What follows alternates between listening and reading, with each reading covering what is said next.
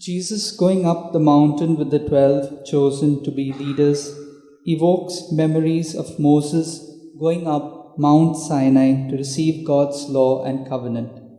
Even if the epistles to the Hebrews sees the Mosaic covenant as obsolete, the early Christians felt a link between the two covenants. When God made a new covenant with the house of Israel, it did not empty the Mosaic law of all meaning, for it is often quoted in the Gospels. What is obsolete is the spirit of rigidity. The letter kills, the spirit gives life.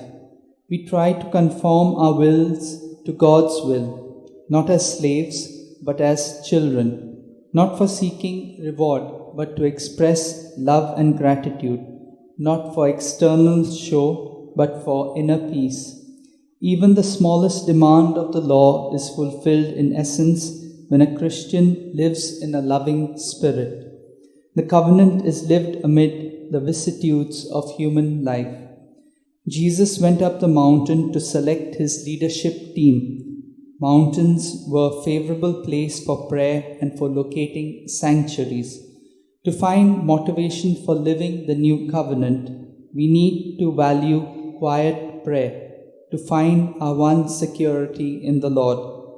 Luke notes how Jesus spent the entire night in a prayer vigil before choosing the 12. That scene evokes the awareness of God's presence in our lives, letting Him touch our hearts and mind. This can renew our outlook and help us to a new covenant, vibrant with the presence of Jesus.